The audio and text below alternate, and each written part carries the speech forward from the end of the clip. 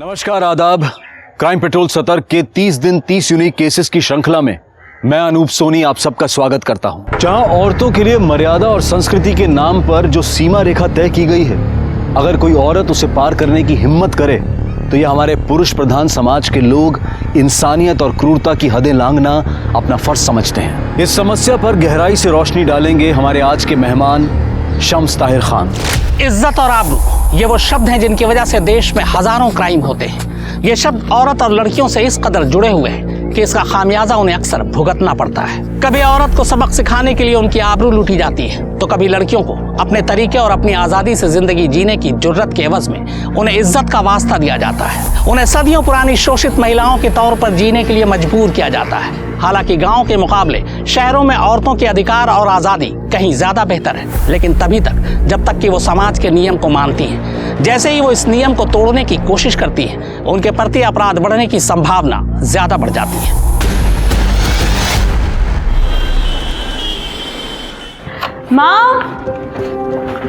माँ मेरा tiffin ready है। हाँ बेटा रेडी है, पहले नाश्ता तो कर लो। नहीं माँ, मैं ऑफिस के लिए बहुत लेट हो रही हूँ।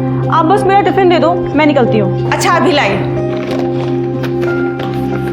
बेटा थोड़ा सा तो खा लेती। नहीं माँ, बहुत लेट हो चुकी हूँ। 2 टिफिन? 1 रोटी तो खाई नहीं जाती जया तुमसे, फिर ये 2 टिफिन किसके लिए? भाभी वो क्या है ना कि हम लोग ऑफिस में साथ में लंच करते हैं, तो कहीं कम पड़ जाए इसीलिए।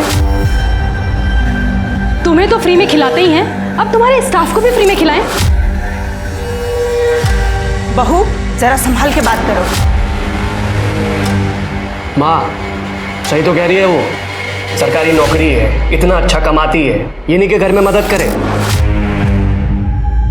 क्या मैं और पापा मिलके पूरे घर का बोझ उठाएं सिर्फ?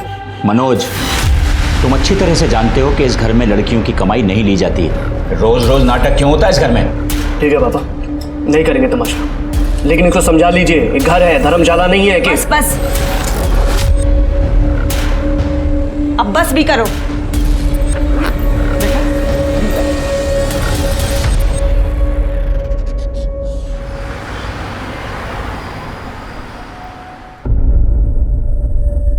थैंक यू यार, तुम रोज रोज मेरे लिए लंच लेके आती हो। नहीं तो पता नहीं कैसे रोज रोज मैनेज होता मेरा। इसमें थैंक यू की क्या बात है। आप अभी अभी ट्रांसफ़र होकर आए, अब इतनी जल्दी घर से खाना मैनेज करना इतना आसान थोड़ी है। तो फिर आप तीनों टाइम बाहर से खाना मैनेज करेंगे, चलेगा आपको? चलेगा, लेकिन तुम मेरी वजह से परेशान हो, ये नहीं चलेगा।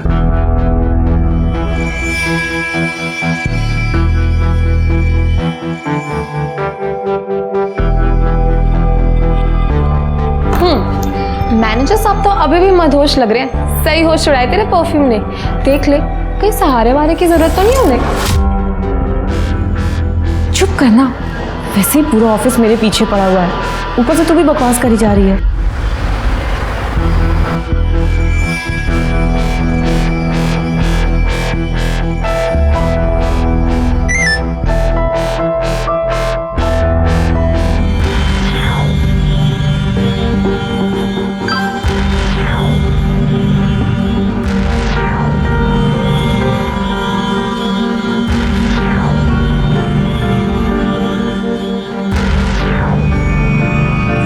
अरे जया, तू कहाँ जा रही है? अभी तो 1:30 भी नहीं बजा। अरे इतनी तो उसे भूख भी नहीं लगी रहती है जितनी इसे खिलाने की पड़ी रहती है। जया, ये तो होना ही था। अब ऑफिस में बॉस के साथ रोमांस चलेगा तो ऐसी बातें तो सुननी पड़ेंगी।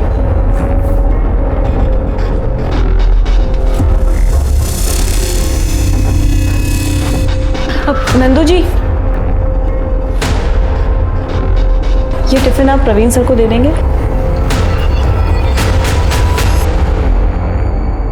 अंकल जी, बहुत अच्छी कढ़ाई की है आपने। ऑफिस की सारी लड़कियां तारीफ कर रही थी। ये लीजिए, इसे भी कल शाम तक ऐसे ही करके दे दीजिएगा। ठीक है बेटा।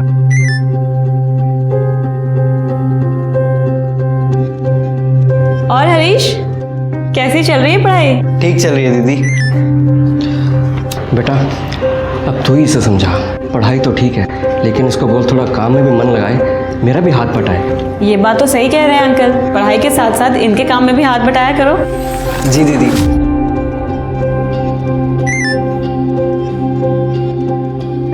अच्छा अंकल, अब मैं चलती हूँ, इसे कल शाम तक दे दीजिएगा।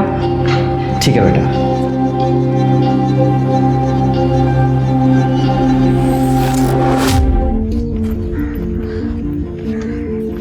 आप यहाँ क्या कर रहे हैं? टिफिन देने आया हूं तुम्हारा। आपने अभी तक खाना नहीं खाया? तुमने खाया? क्यों? मैं नहीं चाहती हूँ कि मेरी और आपकी कोई बदनामी हो। अरे हमारी कोई बदनामी नहीं कर सकता है, पता है क्यों? क्योंकि मैं तुमसे सचमुच प्यार करता हूँ। प्रवीण, मैं भी आपसे बहुत प्यार करती हूँ।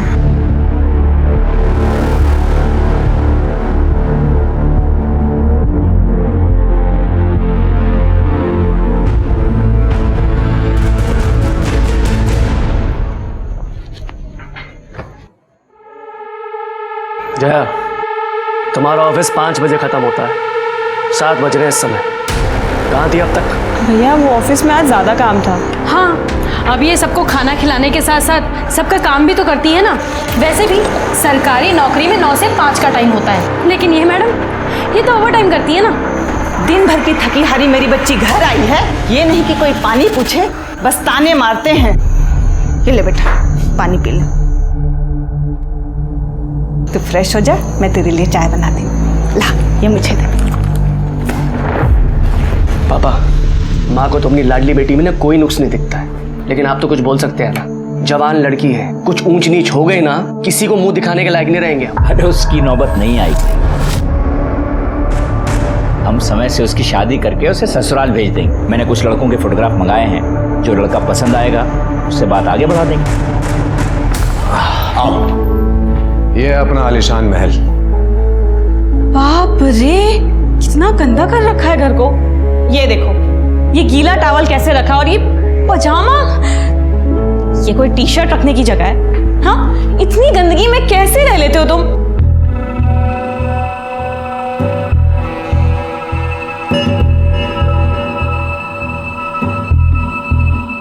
देखो, शादी से पहले ये सब नहीं।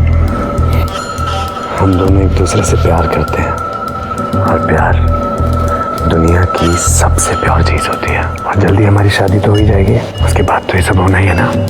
क्या तुम्हें मुझ पर यकीन नहीं है?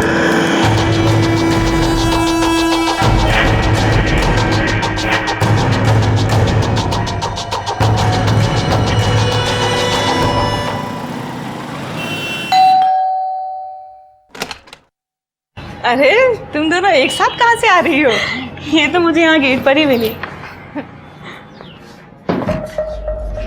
ले पानी पी और बैठ। अरे जया, आ गई तुम, आओ बैठो। बेटा, तेरी शादी के लिए कुछ लड़कों के फोटोग्राफ्स आए हैं, तू देख ले, पसंद कर ले, फिर हमें बता दे। ये देख, हमने तेरे लिए इस लड़के को पसंद किया है। लड़का बहुत अच्छा है और तेरी ही तरह सरकारी नौकरी भी करता है।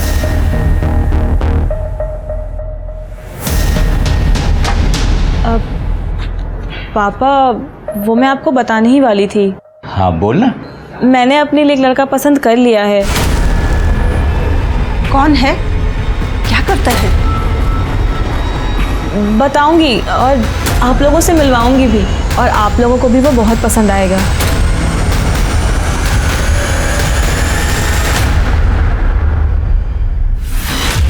शर्म नहीं आती तुझे? एक औरत होकर दूसरी औरत से घट तोड़ते हुए। सुन, अगर मर्दों को रिझाने का ज्यादा ही शौक है ना, बाजार में जाके बैठ। यहाँ क्या कर रही है तू? कौन है तू? हाँ, और ये क्या बकवास करे जा रही है? दिमाग तो सही है तेरा? सुन, मैं तुझे जानती तक नहीं हूँ। मैं तेरे जैसी 2 टकी औरतों को ना बहुत अच्छे से जानती हूँ।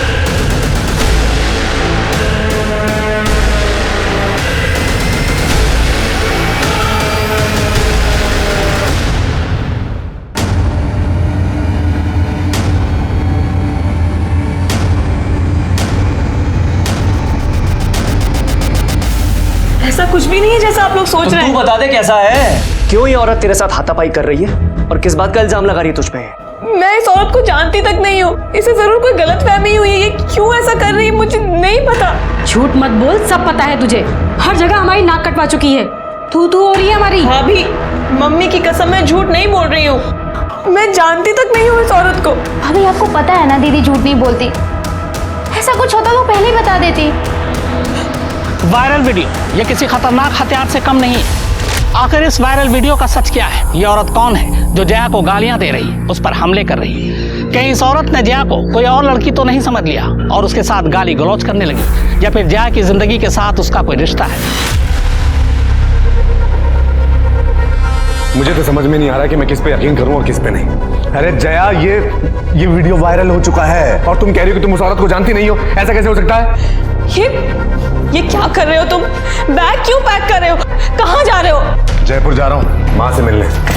मंडे को आऊंगा। इस वक्त जब मुझे तुम्हारी सबसे ज्यादा जरूरत है तुम मुझे ऐसे छोड़ के जा रहे हो। देखो, मैं तुमसे ये कह रही हूँ कि एक बार पापा से चल के मिल लो। उन्होंने मुझे संडे को लास्ट चांस दिया है। अगर तुम उनसे नहीं मिले तो वो मेरी शादी किसी और से करवा देंगे। अच्छा है, अपने पिताजी की पसंद के लड़के से शादी कर लो, क्योंकि अगर ये हाथ से निकल गया ना, कोई लड़का तुमसे दोस्ती तक नहीं करेगा। अच्छा अब जाओ यहाँ से, चलो मुझे बहुत काम है। अरे जाओ यार, मूड मत खराब करो मेरे, जाओ एक बार जाओ।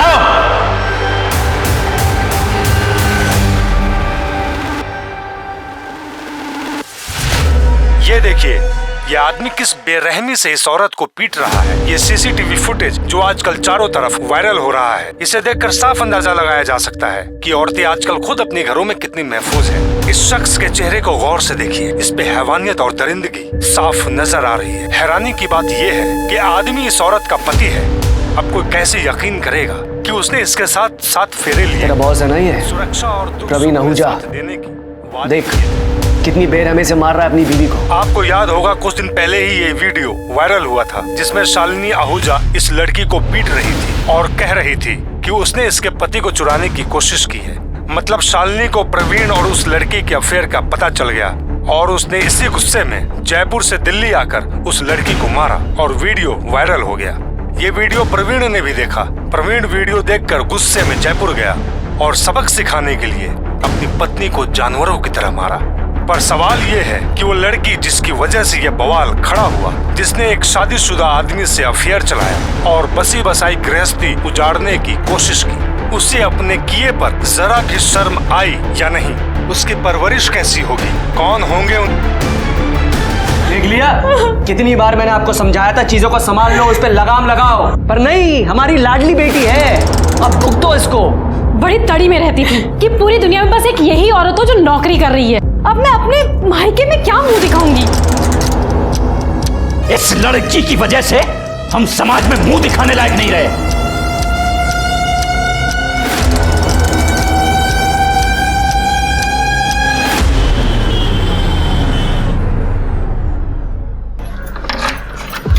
आओ जया, आओ। अरे आओ ना। देखो ये मेरे कजिन सुमित का फ्लैट है, अच्छा है ना? खाली पड़ा था और जब मैंने उसे तेरे बारे में बताया तो उसने कहा तुझे जब तक यहाँ रहना ना तू रह सकती है। देख फुल्ली फर्निश्ड फ्लैट है तो तुझे कुछ खरीदने की जरूरत नहीं है। बैठ। देख तू इतना मत सोच, अब जो होना था वो हो गया। और चाहे मेरी बात याद रख कि सारे लोग प्रवीण जैसे नहीं होते। तू भी भूल जा उस कमीने को और लाइफ में मूव ऑन कर, एंजॉय कर।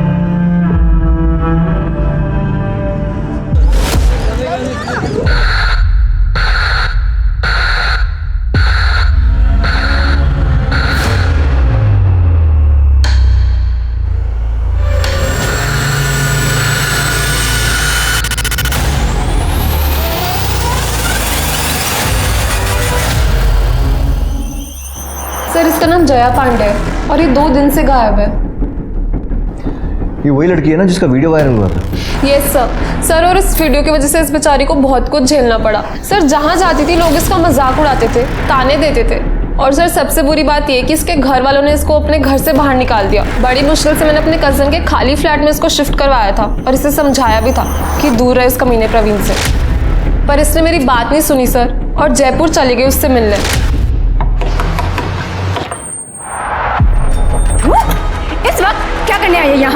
मेरी गृहस्थी में कलेश डाल के तुझे चैन नहीं मिला जब यहाँ तक पहुँच गई?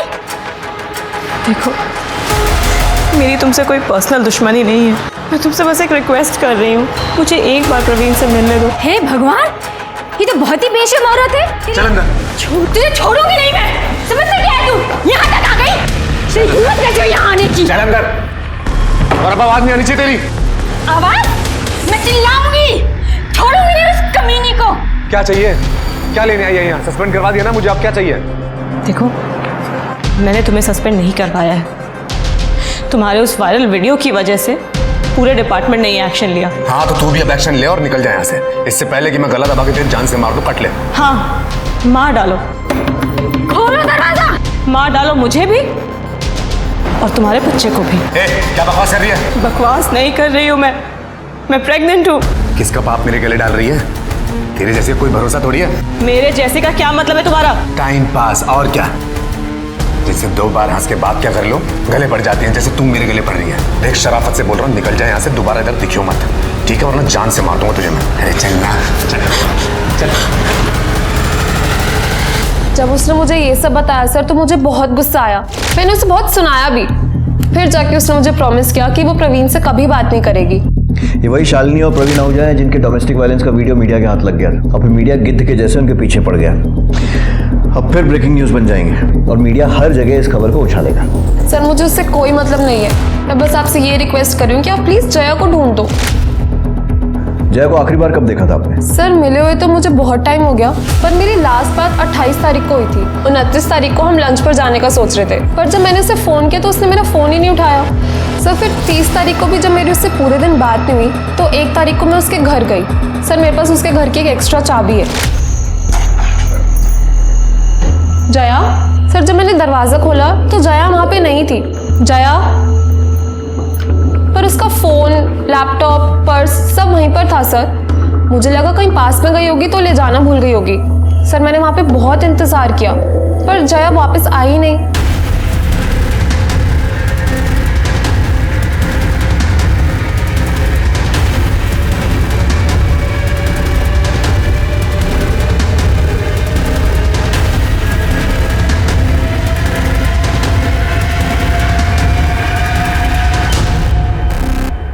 राजीव सर, फोर्स एंट्री या फिर स्ट्रगल का तो कोई निशान नहीं दिख रहा। देखो अच्छे से, कुछ और मिलता है तो।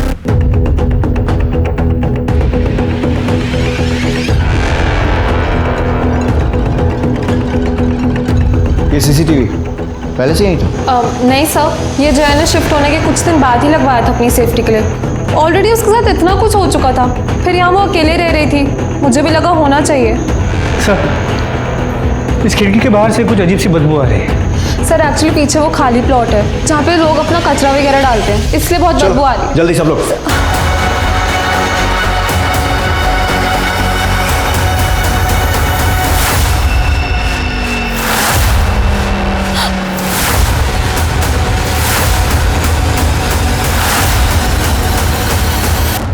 सर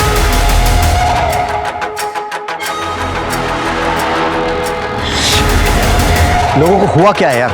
इंसानियत बची नहीं है, हैवान हो गए साले। मतलब लड़की को पेट काट के मारा और फीटस भी निकाल दिया। देखो आसपास कुछ मिलता है तो। सर कहा नहीं जा सकता कि कितनी बार चाकू से वार किया गया पेट पे। मिस्टर, बॉडी को पोस्टमार्टम के लिए भिजो और फीटस का डीएनए टेस्ट करवाओ। जया का फ़ोन सीज करो, फैमिली को इन्फॉर्म करो और घर के पास में अगर कोई सीसीटीवी है तो वो चेक करो। पता लगे कि इतनी रात को अकेले निकली क्यों थी। जिसने भी ये किया है बचना नहीं चाहिए।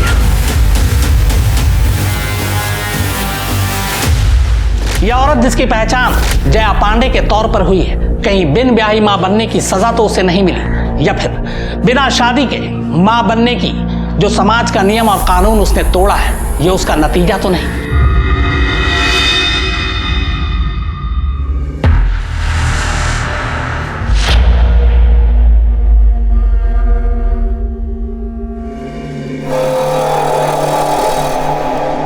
इंस्पेक्टर साहब, हर माँ बाप की तरह हमने थोड़ी सख्ती की थी उसके साथ, पर ये तो सब उसकी भलाई के लिए था ना।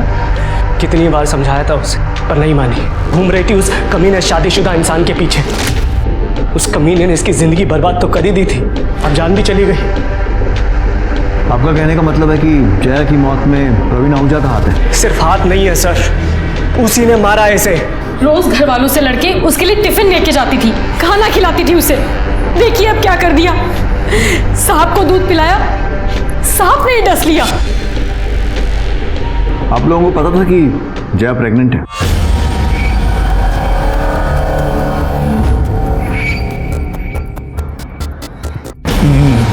नहीं इंस्पेक्टर साहब। ठीक है, फिलहाल आप लोग जा सकते हैं, लेकिन अगर कुछ भी याद आता है, ऐसी कोई भी बात जो इस इन्वेस्टिगेशन में हेल्प कर सके, तो हमें इन्फॉर्म कीजिएगा। और क्या बताना रह गया इंस्पेक्टर साहब, बोल तो रहे हम लोग। वो कमीना है ना प्रवीण, हड्डियां तोड़ी आप उसकी, खुद ब खुद सब उगल देगा वो। मैं हाथ जोड़ता हूँ आपके सामने, छोड़ना मत उसको। जब तक मेरी बेटी जिंदा थी तो बदनाम कर दिया उसे, और उससे मन नहीं भरा तो मार दिया मेरी बच्ची को। मैंने तो पहले ही कहा था इस पे भी नजर रखो। जो कसर उसने छोड़ दी है ना, कहीं ये वो पूरी ना कर दे। देखा नहीं था जब पुलिस वालों के सामने रो रही थी तो वो लोग हमें कैसे देख रहे थे? वो तो नाक कटवा के गई है, ये तो पूरे परिवार को जेल भिजवा के मानेगी।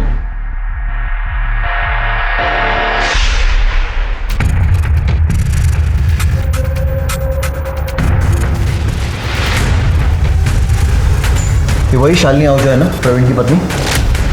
जी सर, और ये फुटेज 28 तारीख के शाम 5:30 बजे की, जिस दिन जया ने प्रीति से आखिरी बार बात की। पता करो शालिनी के साथ ये आदमी कौन है। सर ये मेरा भाई राजू तोमर है। अच्छा, आपके भाई हैं? तू ये वो बाहुबली जिसे प्रेग्नेंट लड़कियों पर अपनी मर्दानगी दिखाने में बड़ा मजा आता है? नहीं सर। अपने जीजा को दिखाई थी ये ताकत जो एक लड़की को प्रेग्नेंट करके भाग गया? नहीं सर, ये झूठ है। चुप! तेरा सच झूठ सब बराबर कर देंगे। अपने पति पर गुस्सा नहीं आता, वहां दिखानी थी ना ये ताकत, या फिर चुपचाप वहां मार खाती है और उस बेचारी लड़की पर जोर आजमाइश करते हो तुम सब? जया के घर क्यों गए थे? क्यों मारपीट की उसके साथ? सर क्योंकि इतना सब कुछ होने के बाद भी वो प्रवीण को कांटेक्ट कर रही थी, जबकि प्रवीण उससे बात तक नहीं करना चाहते थे। इसलिए हमसे समझाने गए थे सर उसे। इसे समझाना कहते हैं? ठीक है दामिनी, इन्हें इनकी भाषा में कुछ समझाओ। Sir sir sir sir sir नहीं। बस आया समझ में? और अब तेरी समझने की बारी। बहुत मजा आता है ना तुझे लड़कियों के कपड़े फाड़ देना। विकास, जैसे इसने जया के कपड़े फाड़े थे ना, एक एक कपड़ा फाड़ा इसने। नहीं सर, सर गलती हो गई सर, गलती हो गई सर, बहन का सोच के गुस्सा आ गया था सर। तो इसके साथ वापस आ गया था ना, फिर दोबारा कब गया था जया के घर मारने के लिए? उसे बाहर कैसे बुलाया उसे? सर मैं सिर्फ एक ही बार गया था दीदी के साथ सर, मैंने उसे नहीं मारा सर, सिर्फ मैं एक बार समझाने गया था सर। फिर से समझाने? सर धमकी देने गया था सर, बस उसे ये कहने गया था कि जीजा जी से दूर रहे सर, पर सर मैंने उसे नहीं मारा सर, सच में। पढ़ा लेंगे उसको, यहीं मॉलेस्टेशन का केस बनाओ। मॉलेस्टेशन? सर आप ऐसा नहीं कर सकते सर। दामिनी समझाओ इसे कैसे कर सकते हैं। Sir please sir. हाँ राजीव, कुछ और मिला? जी सर, ये देखिए सर, 28 तारीख जिस दिन शालिनी और उसका भाई जया के घर गए थे, उसी रात 11 बजे की ये फुटेज सर। यहाँ पे प्रवीण जया के साथ मारपीट करते हुए दिखाई दे रहा है।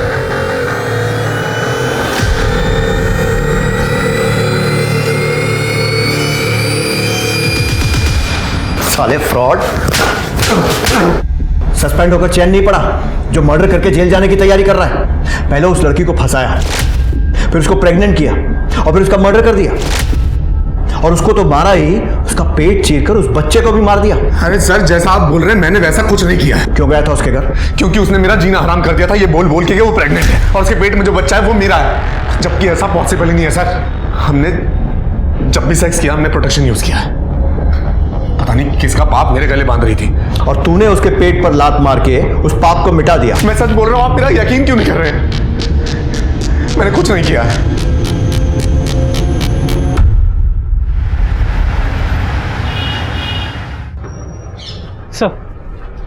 सर मैंने पता करवाया, 28 तारीख की रात 11 बजे के आसपास जया के घर वाली एरिया में कोई मेजर फॉल्ट हुआ था, जिस वजह से लाइट चली गई थी, जो अगले दिन सुबह 10 बजे के आसपास वापस आई थी। मतलब सीसीटीवी लाइट जाने के कारण बंद हुआ था। मलिक, हमारे पास और कोई तरीका नहीं अब ये पता करने का कि प्रवीण के जया के पेट में लात मारने के बाद क्या हुआ, क्योंकि उसके हिसाब से तो वो अपने घर चला गया था और सुबह तक वहीं था। लाइट आने के बाद के सीसीटीवी में कुछ मिला? नहीं सर, 29 तारीख को सुबह लाइट आने के बाद से जया के घर पे कोई नहीं आया था, घर खाली ही था। 1 अक्टूबर की सुबह 11 बजे के आसपास प्रीति वहाँ आई थी, शायद जया को ढूंढते हुए, और उसके बाद कुछ देर बाद वहाँ से वो चली गई। मतलब जया 28 तारीख की रात को और 29 तारीख की सुबह 11 बजे के बीच में ही अपने घर से निकली थी। सर ये देखिए सर, यही फुटेज शालिनी उसके भाई और प्रवीण के आने से पहले दोपहर 3 बजे की है। सर इसमें जया के चेहरे पर मारपीट के निशान है। इसका मतलब कोई और भी है जो जया के साथ मारपीट करता था। प्रीति ने बताया था कि जया की फैमिली भी उसके साथ मिसबिहेव करती थी। कहीं ऐसा तो नहीं है कि उसके खुद के माँ बाप के घर में ये सब हुआ? जी सर, मैंने मॉर्ग में भी नोटिस तो किया था। जया की माँ ने जया का चेहरा देखने के बाद इमीडिएटली मनोज का चेहरा देखा था, एज इफ मनोज ने उसे मारा। हेलो सर, मैं मानसी पांडे बोल रही हूँ, जया पांडे की छोटी बहन। सर मुझे आपको कुछ बताना है। सर मैं पुलिस स्टेशन नहीं आ सकती। सर हम कहीं बाहर मिल सकते हैं क्या? ठीक है।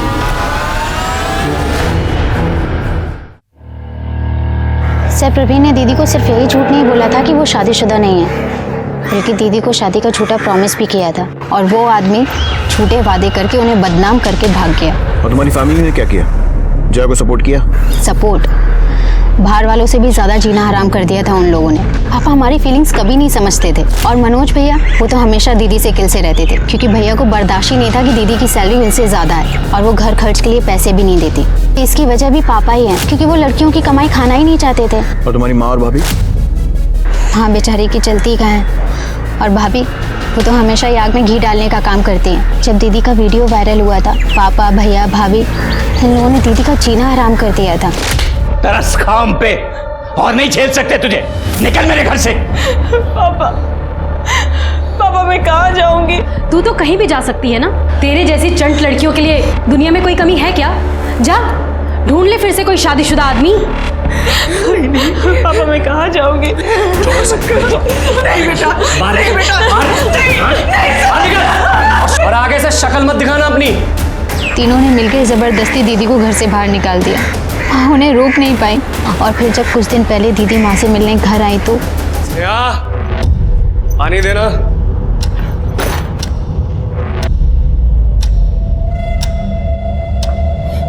फिर आ गई तू?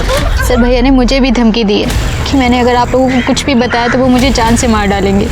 मुझे तो लगता है दीदी के मर्डर में मेरी फैमिली का हाथ है। उन्होंने ही जया दीदी को मारा है।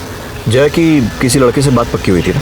आदित्य वर्षने नाम है उसका, गुरुग्राम में रहता है, इरिगेशन डिपार्टमेंट में काम करता है। सर बहुत ही अजीब आदमी है, दीदी से शादी करने के लिए मरा जा रहा था।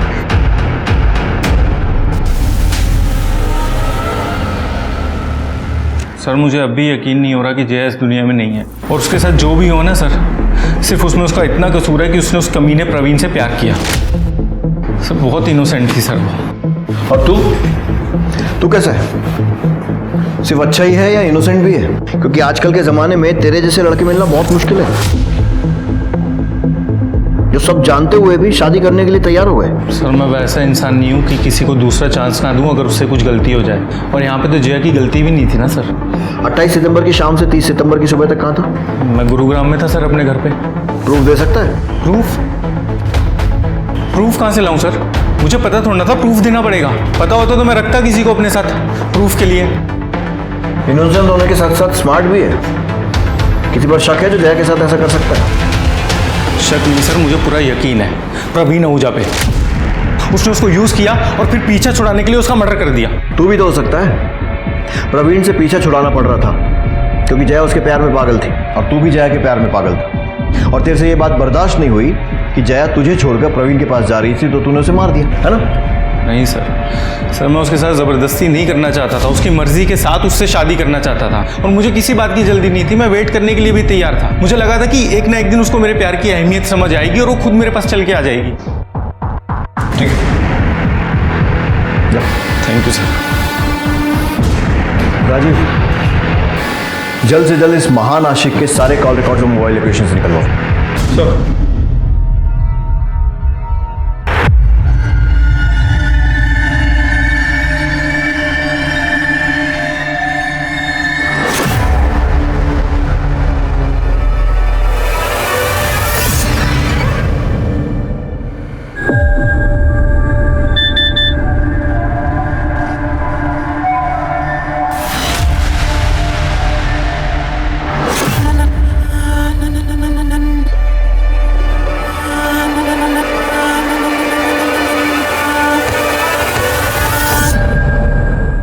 सर ये देखिए न्यूज में क्या आ रहा है।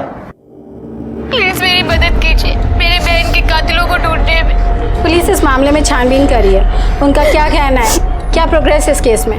पता नहीं वो लोग कुछ कर भी रहे हैं या नहीं। 3 दिन हो गए उसकी बॉडी मिले, लेकिन पुलिस के पास बोलने के लिए कुछ भी नहीं है। अब आप लोग हमारे आखिरी सहारा है, प्लीज हमारी मदद कीजिए। मानसी का प्रॉब्लम क्या है?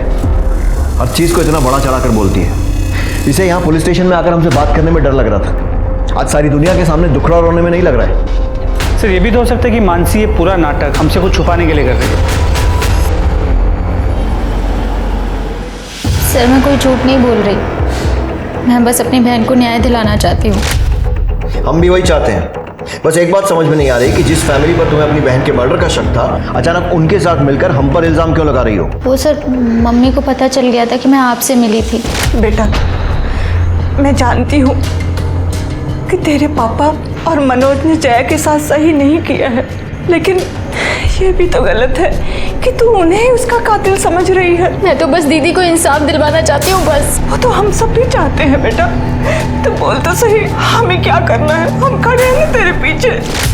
और फैमिली का सपोर्ट मिला तो तुम्हें लगा क्यों ना हीरोइन बना जाए, और इसीलिए तुम मीडिया के पास पहुंच गई, जो पहले से ही तुम्हारे दरवाजे के बाहर मौजूद था। अभी जाने दे रहा हूँ, लेकिन अगली बार अपने फायदे के लिए पुलिस पर इल्जाम लगाने से पहले एक बार सोच जरूर लेना।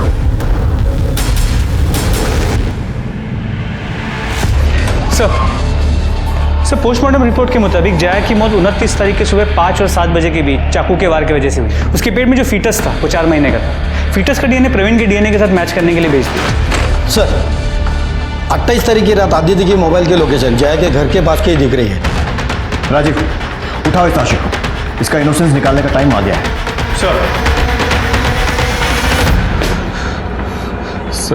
सर जया से मेरी एंगेजमेंट टूट चुकी थी सर। वो किसी भी तरह से परवीन से शादी करना चाहती थी। वो अपने बायोलॉजिकल फादर के साथ अपने बच्चे को बड़ा होते देखना चाहती थी सर। और फिर भी तो उसके पीछे पड़ा हुआ था। बड़ा महान प्यार था तेरा। सर मैं उससे सच्चा प्यार करता था सर। मुझे पता चला जब उसने मेरा फ़ोन उठाना बंद कर दिया, उसने मुझसे मिलना बंद कर दिया, तब मैं खुद उसके घर गया उसको समझाने के लिए, उससे बात करने के लिए। कितने बजे गया था सर? वो कितने बजे गया था? 11 साढ़े 11 बजे के आसपास गया था सर। जब गया था तो वो सोने जा रही थी तभी, और फिर लाइट चली गई तो उसका मूड बहुत ख़राब हो गया था सर। वो मुझसे बात करने के लिए तैयार नहीं थी। उसके चेहरे पे, उसके बदन पे हर जगह पे चोट के निशान थे सर। मैंने उसे रिक्वेस्ट किया कि वो मेरे साथ रेस्टोरेंट चले डिनर के लिए। अब तेरे ताऊ ने इतनी रात को रेस्टोरेंट खोल के रखा था तेरे लिए? सर वो रेस्टोरेंट नहीं है सर, वो स्नैक्स कॉर्नर की दुकान है सर। उसके घर के पास खुला रहता है वो दुकान। तुम मेरा फ़ोन क्यों नहीं उठा रही थी? आदित्य तुम्हें ये बात समझ में नहीं आती है क्या? मैं तुमसे नहीं, मैं प्रवीण से प्यार करती हूँ। उसने तुम्हारा ये हाल किया, उसके बाद भी तुम ये बात मुझे कह रही हो? हाँ, क्योंकि वो मेरे होने वाले बच्चे का बाप है। और तुमको नहीं लगता कि मैं ज़्यादा अच्छा ऑप्शन हूँ तुम्हारे इस होने वाले बच्चे के लिए? क्योंकि मैं एटलीस्ट इंसान को इंसान तो समझता हूँ, तो तुम्हारे बच्चे को तुम अपना बच्चा समझ के उससे प्यार करूँगा। मैं सच कह रहा हूँ, मैं तुमसे बहुत प्यार करता हूँ। मैं सच में मैं कुछ भी करूँगा तुम्हारे लिए। प्लीज़ सोच क्या रही हो? मेरी बात सुन तो लो, मान लो मेरी बात। क्या जवाब दिया उसने? जवाब तो कुछ नहीं दिया सर, पर मैं खुश था सर। एटलीस्ट उसने मुझे मना नहीं किया था सर। उसके बाद मैंने उसको घर छोड़ा और मैं अपने घर चला गया। तो उसको ऐसी हालत में अकेला छोड़कर घर चला गया? तो मैं जाना नहीं चाहता था, उसने ही मुझे बोला। सर ये देखिए इसके फ़ोन में क्या मिला है।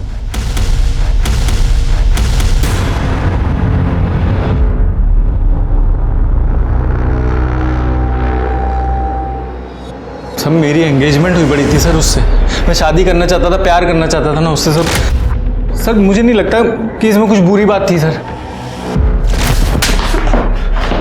बुरी बात यह है कि तू लगातार हमसे झूठ बोल रहा है। पहले बोला कि जया के घर गया नहीं, फिर बोला गया था लेकिन बाद में अपने घर चला गया, जबकि मोबाइल लोकेशन से साफ दिख रहा है कि 29 सितंबर को सुबह 5 बजे तक तू जया के घर के आसपास था। तू खुद बताएगा या मैं उगलवाऊं? सर मैं बताता हूँ सर उस दिन जब मैं निकला घर के लिए तो मैंने देखा कि मेरी 2 व्हीलर का टायर पंचर हो गया और इतनी रात में कोई दुकान भी खुली नहीं मिली। तो मैं जया को बिना बताए उसके घर के बाहर ही सो गया। तो सुबह 5 बजे उठ के मैंने सबसे पहले पंचर वाले को ही ढूंढा सर, और पंचर बनवाने के बाद मैं गुरुग्राम पहुंच गया 8:30-9 बजे तक सर। फिर झूठ बोल रहा है ना? सर नहीं, कोई पंचर नहीं हुआ था तेरी गाड़ी का। तू जया के साथ उसके घर की तरफ गया, वहां पर तूने पंचर होने का बहाना किया और फिर जया के साथ रुक गया और फिर उसके साथ जबरदस्ती की और वो सब करने की कोशिश की जैसा तू दिन रात फील करता था।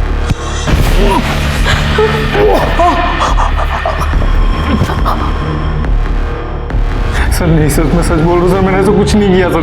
सर प्लीज़ सर मेरी बात का विश्वास करिए सर, सच बोल रहा हूँ सर। सब पता चलेगा। मलिक पकड़ो इसे। सर लेकिन मैंने कुछ नहीं किया सर, नहीं। सर कुछ देर पहले मानसी पुलिस स्टेशन आई थी। उसका कहना है कि उसे कोई धमकियां दे रहा है और उसका पीछा करता है। जिस नंबर से धमकियों भरे मैसेजेस आ रहे थे, हमने उसकी छानबीन शुरू कर दी है। उसको कौन धमकियां देगा? सर जयंत के बैंक डिटेल्स। सर पिछले कुछ दिनों में उसने अपने सैलरी अकाउंट से अच्छी खासी रकम विड्रॉ की है। लेकिन मानसी ने कहा था कि जया घर खर्च में पैसे नहीं देती क्योंकि उसके पिता बेटी की कमाई नहीं खाते। तो फिर क्या किया इतने पैसों का, कहाँ खर्च किए होंगे? मलिक जया के घर के पास के डम डेटा का क्या हुआ? सर उस टावर पे से हजारों लाइंस कनेक्टेड है, थोड़ा वक्त लगेगा। ठीक। सर मानसी को जिन अलग अलग नंबरों से धमकी के फोन आ रहे थे वो सब चोरी के, लेकिन सर उसमें से एक नंबर पीछे हो गए। उस नंबर की डिटेल्स हम लोग पता कर रहे हैं। कौन हो सकता है ये?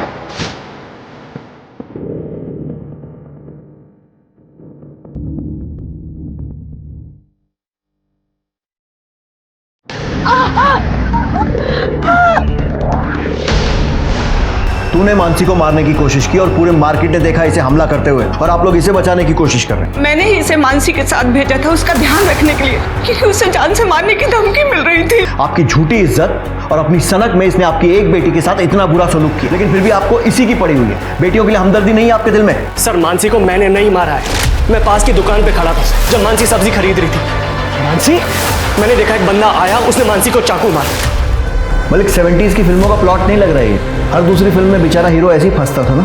अब समझ में आ रहा है तेरी सोच इतनी घटिया क्यों है। मानसी के अटेम्प्ट टू मर्डर में इसको अरेस्ट करो और लेकर जाओ। सर मैंने नहीं मारा उसे। सर मेरी बात। इस केस में एक के बाद एक नए और ड्रामेटिक खुलासे हो रहे थे। मानसी की जान बच गई थी, वो हॉस्पिटल में थी, और इधर पुलिस ने उस पीसीओ की लोकेशन पता कर ली थी जहां से मानसी को धमकी भरा फोन आया था। ये पीसीओ मनोज के ऑफिस के ठीक सामने था। तो क्या मनोज खुद ही अपनी बहन को धमकी दे रहा था? पर क्यों? जया के घर के बाहर मिले रैंडम एक्टिव नंबर्स की पुलिस जांच कर रही थी, और इस जांच में पुलिस को एक ऐसा नंबर मिला जो जया के मर्डर और मानसी पर हुए हमले के दौरान दोनों जगह एक्टिव था। और मर्डर से कुछ ही दिन पहले जया ने इस नंबर पर कई बार बात की थी। जया ने तेरी इतनी मदद की और तूने बदले में क्या किया? उसे मार दिया। क्यों? सर पापा चाहते थे कि मैं उनकी दुकान पे मदद करूं, पर मैं कॉलेज जाना चाहता था, पढ़ना चाहता था। पर कॉलेज में जाने के बाद मुझे वहाँ बैटिंग का चस्का लग गया, और जिसके लिए पैसे चाहिए थे जो मैं जया दीदी से एक्स्ट्रा क्लासेस के नाम पे लेता था। और फिर एक दिन वो कॉलेज के पास से गुजर रही थी, तो देखने के लिए कि मेरी पढ़ाई कैसी चल रही है वो कॉलेज में आ गई और उन्हें सब कुछ पता चल गया। इतनी मुश्किल से तुम्हें ये मौका मिला है और तुम वो मौका ये जुए और बैटिंग में गंवा रहे हो और मुझसे झूठ बोलकर पैसे ले रहे हो। सॉरी दीदी, प्लीज़ माफ़ कर दो, दोबारा नहीं होगा। दोबारा कुछ नहीं होगा। और आज के बाद से मैं तुम्हें कोई पैसे नहीं देने वाली हूँ, और जितने पैसे तुमने मुझसे पढ़ाई के नाम पर झूठ बोल कर लिए हैं ना, वो मुझे 10 दिनों के अंदर वापस चाहिए, नहीं तो तुम्हारे पापा को मैं सब कुछ सच बता दूंगी। मैं बहुत डर गया था कि अगर जया दीदी ने पापा को ये सब बता दिया तो मुझे बहुत मार पड़ेगी और मुझे उनके साथ बैठ के कपड़े सिलने पड़ेंगे। और 28 तारीख को 10 दिन पूरे होने वाले थे। मेरे पास 1 रुपया भी नहीं था दीदी को देने के लिए। और फिर 29 तारीख के सुबह 5:30 बजे मैं दीदी के घर के इधर चला गया। उस वक्त उस एरिया की लाइट नहीं थी, बहुत अंधेरा था। हरीश, तुम इस वक्त यहाँ क्या कर रहे हो? दीदी वो आपके पैसे इस वक्त दो। शिट, मैं पर्स तो अपनी गाड़ी की डिक्की में ही भूल गया। आप एक काम करो, आप मेरे साथ आओ, मैं आपको पर्स दे दूंगा और फिर मैं वहीं से निकल जाऊंगा। देखो, तुम जाके पैसे लेके आओ, मैं नहीं आने वाली हूँ बाहर। प्रवीण और जया दीदी की स्टोरी सबको पता थी, इसलिए मैंने सोचा कि मैं अगर उनके बच्चे को भी मार दूं तो सारा इल्ज़ाम प्रवीण के ऊपर चला जाएगा। फिर मैंने उनका पेट चीरकर। और मानसी को क्यों धमका रहा था? उस पर हमला क्यों किया? आपको कंफ्यूज करने के लिए और मनोज भैया को फंसाने के लिए। और उसके बाद मुझे फ़ोन चुराने का आइडिया मिला। मैं फ़ोन चुराता, धमकी देता और फ़ोन तोड़ देता। मुझे पता था कि मनोज भैया भी आपके शक के लिस्ट में है, इसलिए जब वो मानसी के साथ मार्केट में थे, इसलिए मैंने जानबूझकर उस पर अटैक किया। बेटा, तेरा बाप कितने झापड़ मारता तेरे को अगर उसको पता चल जाता? 10, 12, 15? उससे बचने के लिए तूने दो जानें ले ली। एक उसकी जो चाहती थी कि तू पढ़ लिख कर कुछ अच्छा करे, और दूसरी जान जो पूरी तरीके से बन भी नहीं पाई थी। मालूम है, जो खतरनाक क्रिमिनल होते हैं ना, वो भी इतनी दरिंदगी नहीं दिखाते हैं जो तूने किया है। इस केस को देखकर मुझे बशीर बदर साहब का एक शेर याद आता है, कोई हाथ भी ना मिलाएगा जो गले मिलोगे तपाक से। ये नए मिजाज का शहर है, जरा फासले से मिला करो। जया एक नेक दिल और पाक साफ लड़की जिसने लोगों पर भरोसा किया, लेकिन हर एक ने उसके भरोसे का खून किया, चाहे वो परिवार हो, बॉयफ्रेंड या फिर वो हरीश, जिसे पढ़ाने, आगे बढ़ाने और जिंदगी संवारने में जया ने अपनी जिंदगी झोंक दी। बदले में उसने जया की ही जिंदगी छीन ली। ऑनलाइन बेटिंग जेम्स ने हरीश जैसे ब्राइट स्टूडेंट को भी क्रिमिनल बना दिया। ये हमें बताता है कि किस तरह इंटरनेट ने हमारी जिंदगियों को जकड़ लिया है। इंटरनेट का इस्तेमाल हमें इंसान और समाज की बेहतरी के लिए करना चाहिए, न कि बर्बादी के लिए। देखते हैं हमारे आज के एपिसोड की दूसरी कहानी।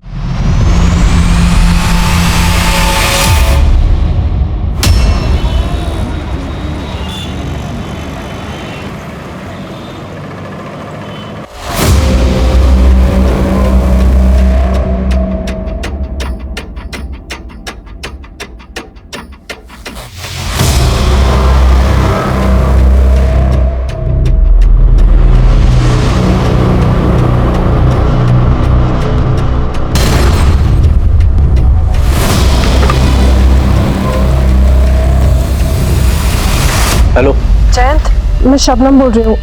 मुझसे अब और इंतजार नहीं होता। लेकिन शबनम, अब मुझे कुछ नहीं सुनना। अगर तुमने मेरी बात नहीं मानी तो मैं खुद को मार लूंगी। हाँ तो ठीक है, फिर तुम्हें मरना होगा शबनम। क्या तुम? हाँ शबनम, इस मौत में ही अब हमारी जिंदगी छिपी हुई है।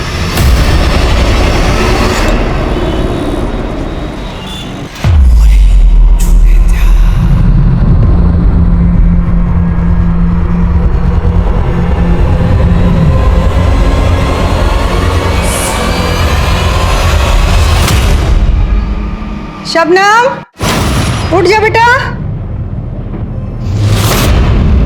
कहाँ गई?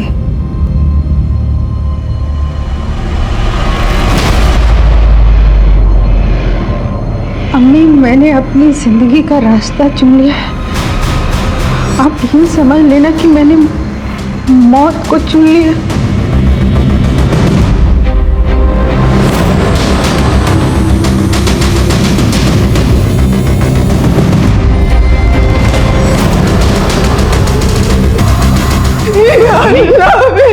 अम्मी, अम्मी क्या हो?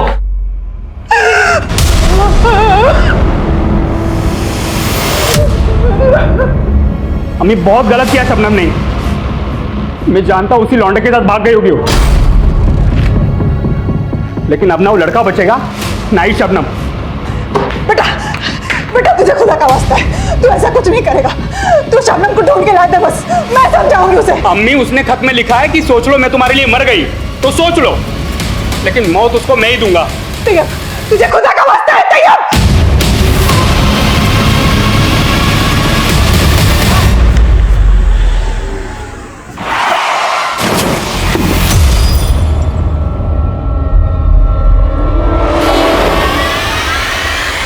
ये क्या कर दिया? दिखाई नहीं देता तुम लोगों को? अरे सॉरी। क्या सॉरी? हाँ? अरे मैडम सॉरी बोल दिया ना, इतना अकड़ क्यों रही हो? अरे उसकी गाड़ी में स्क्रैचेस आए हैं, गुस्सा तो आएगा ही ना। मैम आप ये लो। बदतमीज लोग। अरे अरे अरे रुको तो। अरे मैम और पैसे ले लो, ऐसे नाराज होके क्यों जा रही हो? अरे भाव तो बोलो, खुश कर। तेरी ये मजाल मुझ पे हाथ चलाएगी? रुक रुक, चल गाड़ी चल, जाओ जल्दी जाओ।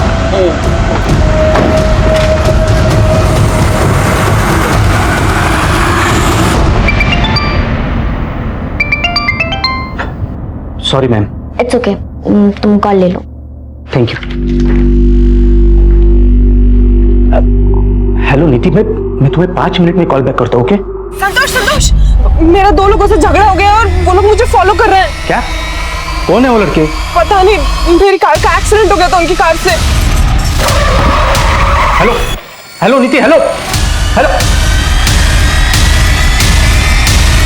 क्या हुआ संतोष?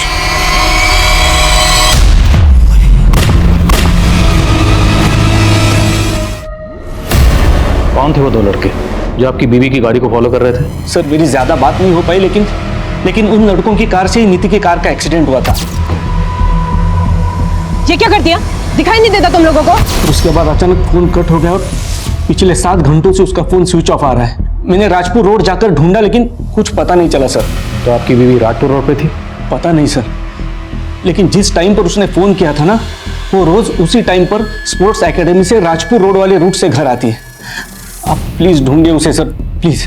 देखिए हम पता लगाते हैं, आप अपनी बीवी की एक तस्वीर और गाड़ी का नंबर हमें बताइए। सर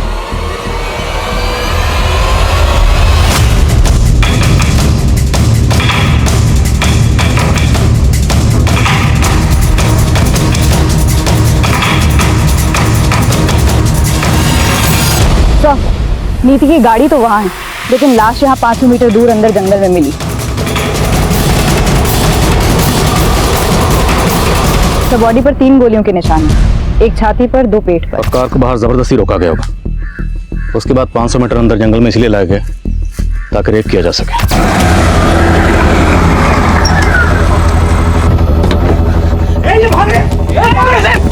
बॉडी पे खरोंच के निशान भी हैं। तो मामला लूट का हो सकता है। गाड़ी में से नीति का फोन या पर्स भी नहीं मिला है। बॉडी को पोस्टमार्टम के लिए भेजो। सर गाड़ी पर इतना बड़ा स्क्रैच है, मामला रोड रेज का भी हो सकता है। शाश्वता ये मामला कुछ और ही लगता है। नीति के पति का कहना है कि 2 लड़के नीति को फॉलो कर रहे थे।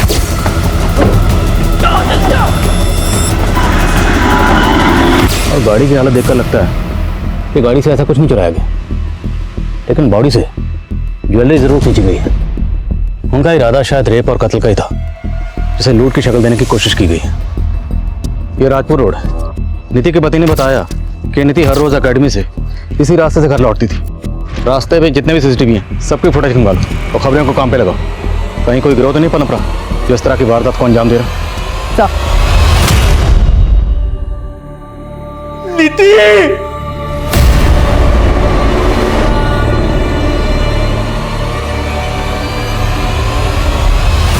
सर नीति कल शाम को 5 बजे निकल गई थी हमेशा की तरह। तो क्या नीति का कल किसी से झगड़ा हुआ था? हाँ सर, कल जब वो प्रैक्टिस के लिए आई थी तो एक लड़के के साथ उसका झगड़ा हुआ था। सर मैंने नीति से उस लड़के के बारे में पूछा था पर उसने कुछ बताया नहीं। बट आई थिंक सर वो लड़का काफ़ी टाइम से उसे स्टॉक कर रहा था।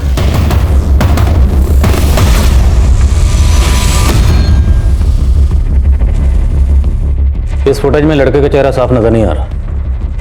नीति तकरीबन शाम को 5 बजे एकेडमी से निकली थी। उस टाइम की फुटेज तो लग रही है।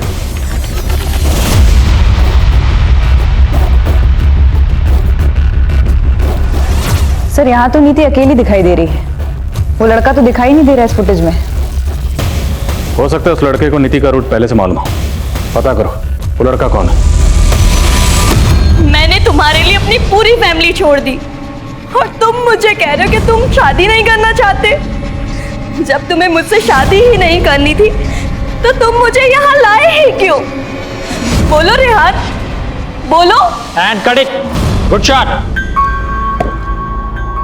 Very nice performance. Guys next shot break की बात करते हैं। It's a break. गरिमा बहुत अच्छा कर रही हो तुम। इस छोटे से रोल में तुमने जान डाल दी है। सर अब तो आपको लगता है ना कि मैं लीड रोल भी कर सकती हूँ। बिल्कुल, अपने अगले प्रोजेक्ट में करता हूँ कुछ तुम्हारे लिए, लेकिन फिलहाल इस रोल पे फोकस करो। You are doing really good. Thank you so much sir. समझ में नहीं आ रहा ये लड़का कौन हो सकता है। पर नीति के दोस्त मोहित का कहना है कि शायद ये लड़का नीति को स्टॉक करता होगा। क्या नीति ने आपको इस बारे में कभी कुछ बताया था? नहीं सर, लेकिन नीति एक उभरती टेनिस प्लेयर थी। उसके सोशल मीडिया पर कई सारे फॉलोअर्स भी है और पिछले कई दिनों से उसे सोशल मीडिया पर कोई तो गंदे गंदे कमेंट्स कर रहा था, जिसकी वजह से वो काफी परेशान थी। नीति क्या हुआ? सर एक बार उसे सोशल मीडिया पर रेप की धमकी भी मिली थी। रेप थ्रेट्स दे रहे। वो साइबर बुलिंग का शिकार बन रही थी सर। साइबर बुलिंग के तो ऐसे हमने बहुत से केसेस देखे हैं। और आर यू श्योर कि नीति का कत्ल इस सब से जुड़ा होगा? सर अभी आप बता रहे थे ना कि कोई तो उसको स्टॉक करता होगा। कुछ महीने पहले ही हमारे घर के बाहर नीति के लिए किसी ने फूल भेजे थे।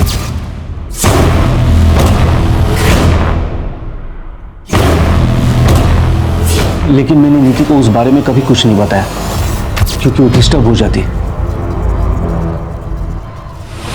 कहीं वो यही लड़का तो नहीं जो फूल छोड़कर गया था। अच्छा, आपकी फैमिली में कौन कौन है? आपकी और नीति की। I mean, आपके पेरेंट्स, नीति के पेरेंट्स कहाँ हैं? सर, नीति और मेरे पेरेंट्स इस दुनिया में नहीं रहे। कुछ टाइम पहले उनका देहांत हुआ था। हम दोनों का एक दूसरे के अलावा इस दुनिया में कोई नहीं था।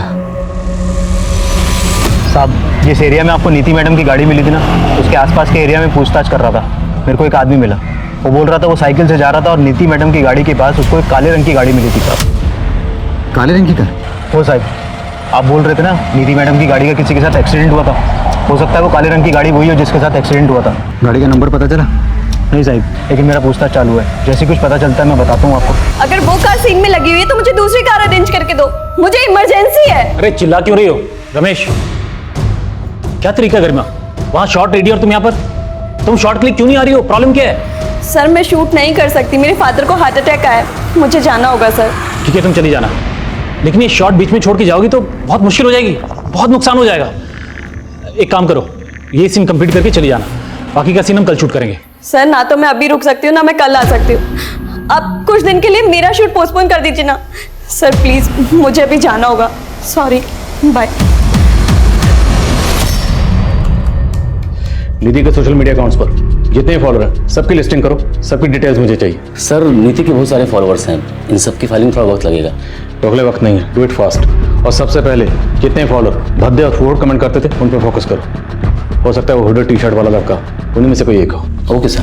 सर, राजपुरा रोड पर एक नारियल पानी वाला बैठता है।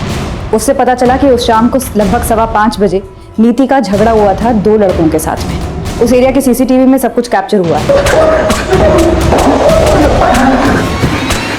सर हम मानते हैं कि हमारा उसके साथ झगड़ा हुआ था, लेकिन हमने उसके साथ कुछ ऐसा नहीं किया सर। फोटो चेक किए हमने, तुमने उसके साथ मारपीट की और उसके बाद तुम दोनों उसके पीछे भी गए।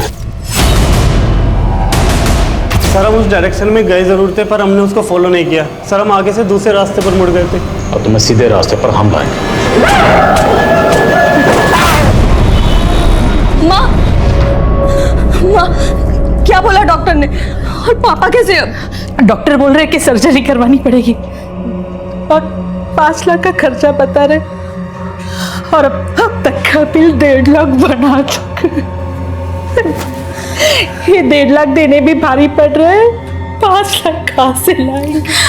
माँ आप परेशान मत हो, मैं कुछ अरेंज करती हूँ, आप इतनी टेंशन मत लो।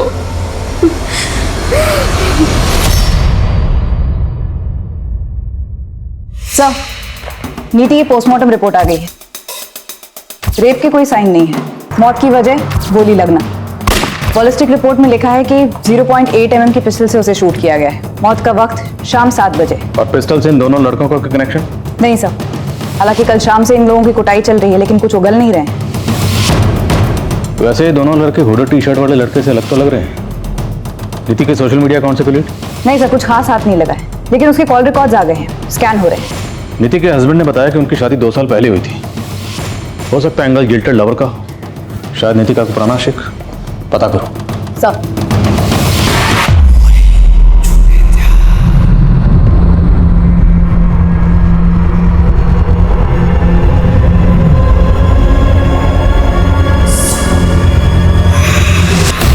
सर, नीति के सोशल मीडिया अकाउंट से लिंक्ड एक अकाउंट मिला है जो किसी सनी नाम के लड़के का है। सस्पिशियस है सर, उसकी प्रोफाइल में फोटोज हैं।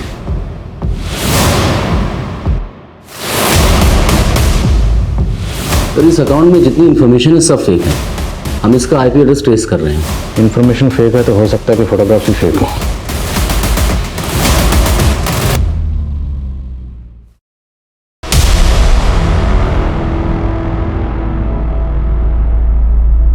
माँ अब आपको फिक्र करने की कोई जरूरत नहीं है, मैंने पापा के इलाज के लिए पैसों का अरेंज कर लिया। लेकिन इतने सारे पैसों का इंतजाम तूने कहाँ से किया? माँ बोलना गरिमा। वो गरिमा इतना हिचक क्यों रही हो? बता दो आंटी को कि वो पैसे मैंने तुम्हें दिए। तुमने? माँ ये मनीष है, मेरा कॉलेज फ्रेंड। मैंने मनीष से हेल्प मांगी तो अरे इसमें हेल्प कैसी? तुम्हारे पापा मेरे पापा जैसे ही तो हैं। ये तो मेरा फर्ज था आंटी, आप बिल्कुल फिक्र मत कीजिए, अंकल ठीक हो जाएंगे। क्यों गरिमा?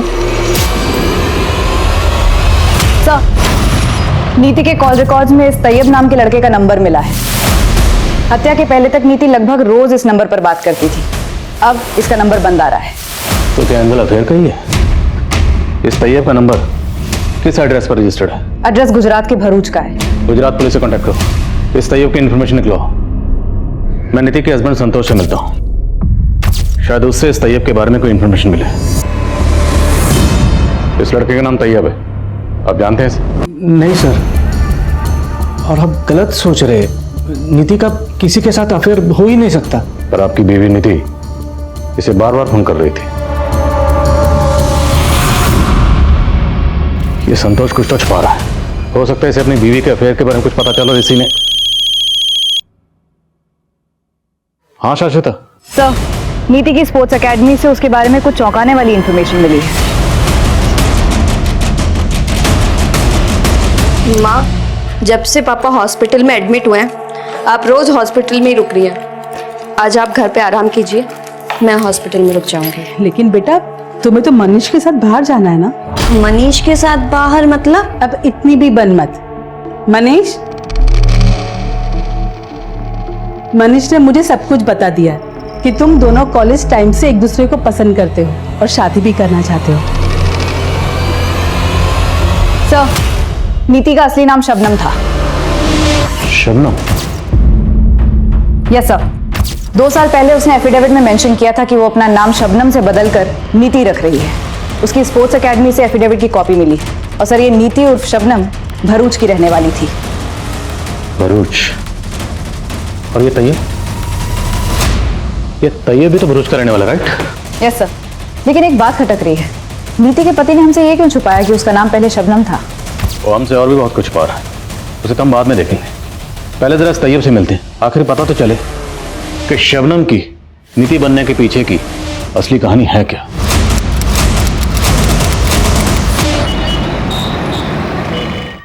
अम्मी, मैंने खाना बना दिया है, अभी जरा एक काम से बाहर जा रही हूँ। अल्लाह हाफिज।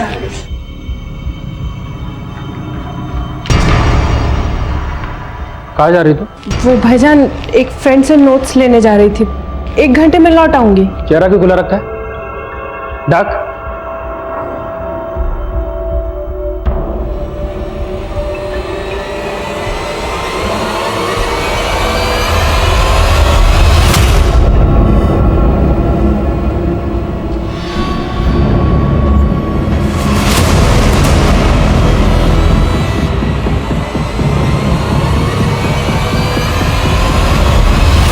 पर निकले क्या? बता कौन था लड़का? बस बस शबनम, ये सच है जो तैयब कह रहा है? मैं प्यार करती हूँ उससे। प्यार करती है तू?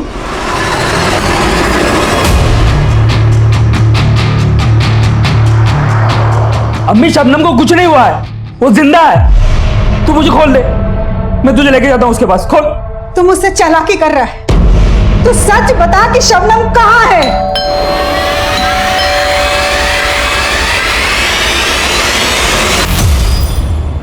तैयब कहाँ है? वो तो नहीं है। मैडम, तलाशी लो पूरे घर की। अरे मैडम, क्या कर रहे हैं आप?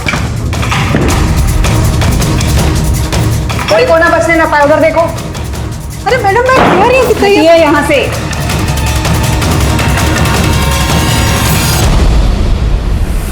क्या है ये?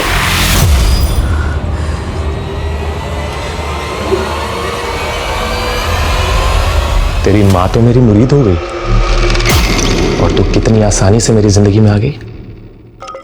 अब सिर्फ मेरी नहीं, मेरे दोस्तों की जिंदगी में भी। प्लीज मुझे जाने दो। तेरी बहन शबनम ने अपना नाम बदलकर नीति रख लिया था और तू लगातार उसे फोन कर रहा था। तेरे कॉल रिकॉर्ड्स हैं हमारे पास। मैं कहाँ? बोलना क्या छुपा रहा है? मैं कैसे फोन कर सकता हूँ मैडम? वो मेरे नाम का सिम कार्ड अम्मी इस्तेमाल कर रही है, तो वो फोन कर रही थी उसको। तो तेरी अम्मी ने तुझे बांध कर क्यों रखा था? वो शबनम का पता पूछ रही थी मुझसे। मैडम मैं खुद हैरान हूँ कि अम्मी खुद शबनम से बात करती थी फोन पे और पता मुझसे पूछ रही थी।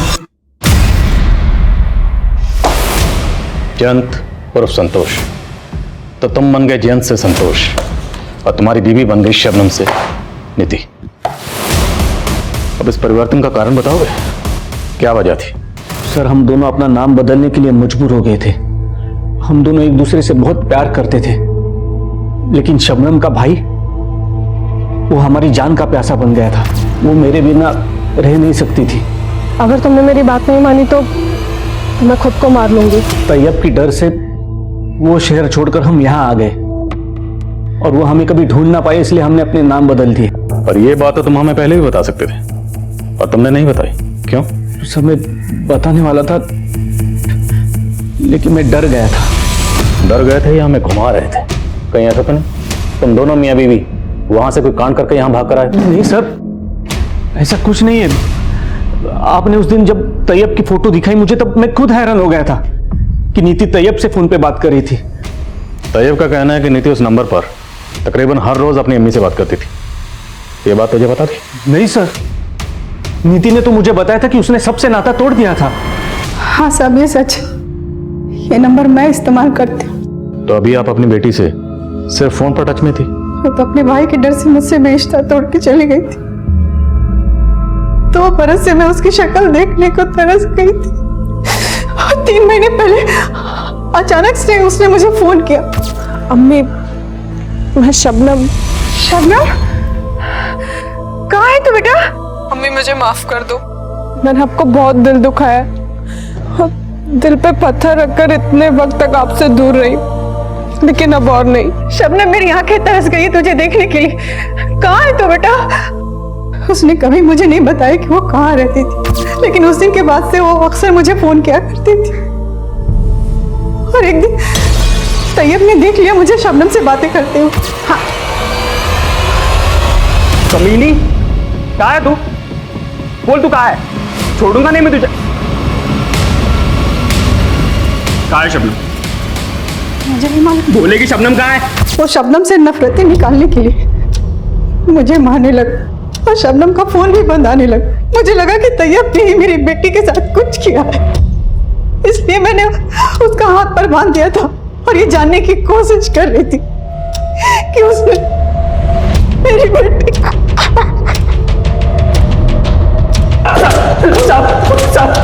साहब सच बोल रहे हो साहब? अम्मी को गलत फहमी हुई है साहब, मैंने शबनम को नहीं मारा। जिस शाम तेरी बहन शबनम का कत्ल हुआ तेरा फोन बंद था, क्यों? क्योंकि तू कत्ल करने के इरादे से अपना फोन बंद करके ब्रूच से पुणे आया था, है ना? साहब मैं भरूच में ही था, दोस्तों के साथ पार्टी कर रहा था, मोबाइल का बैटरी डाउन हो गया था सर। तेरी बेटी तो हम जांच करेंगे। बोल वो पिस्टल कहाँ जिसे तूने मर्डर किया? यकीन मानिए साहब मैंने कुछ नहीं किया। तुमने कुछ नहीं किया तो तोड़ो जरा इसे।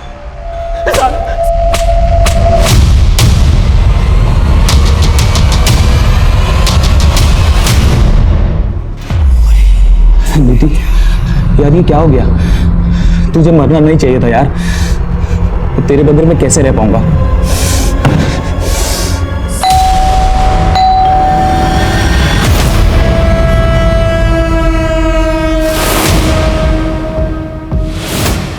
तोड़।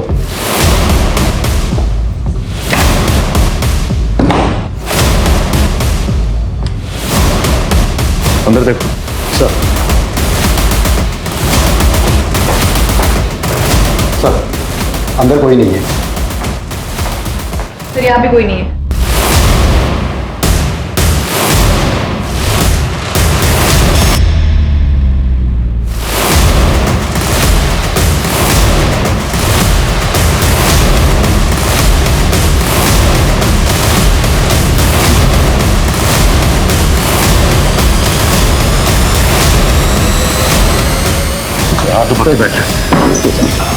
अरे सर मेरी बात तो सुनिए सर। तो नीति को भद्दे भद्दे मैसेज तू भेजता था?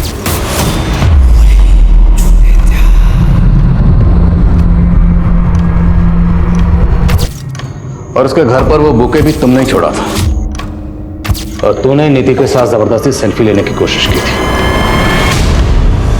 सर मैं तो प्यार करता था नीति से। प्यार करता था नौटंकी बंद कर, सीधे सीधे बोल, वो पिस्टल कहाँ है जिससे तूने उसका मर्डर किया?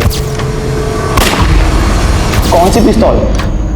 सर मैं सच बोल रहा हूँ, मैंने कुछ भी नहीं किया। कैसे नहीं मारा? तो सर मेरी सर कुछ अर्सा पहले एक नेबरिंग स्टेट में भी एक फैन ने आरजे पर अटैक किया था। इस सनी को लाइटली मत लेना, हो सकता है कांड इसी ने किया। सर लेकिन सनी के घर से कोई पिस्टल बरामद नहीं हुई। समझ नहीं आ रहा उसके पास 0.8 mm की पिस्टल आ कैसे गई। और इधर नीति के भाई तैयब ने भी कुछ कबूल नहीं किया। और उसकी माँ को उस पर पूरा शक है। सर ये विवेक और विशाल का क्या करना है? वो लोग भी कुछ कबूल नहीं कर रहे हैं। छोड़ दो सबको, लेकिन नजर रखो, हो सकता है इनमें से कोई बाहर जाकर हमें इस केस की लीड दे दे।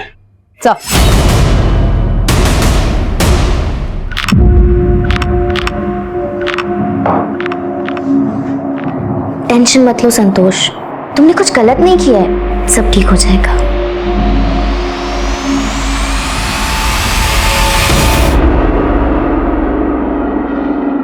गरिमा, ये चोट कैसे लगी?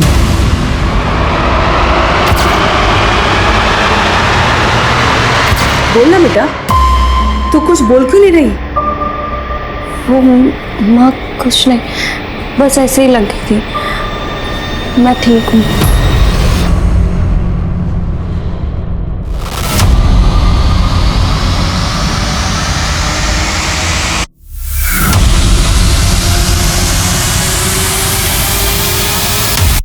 अपने बेटी के लिए तूने मुझे अंदर करवा दिया था ना, अब देख तेरे सामने खड़ा हूं, अब तू कुछ नहीं कर पाएगी। तूने मेरी शबनम को मारा ना, मैं तुझे अपनी जायदाद से बेदखल कर दूंगी। अच्छा, अब लगता है तुझे भी मरना है।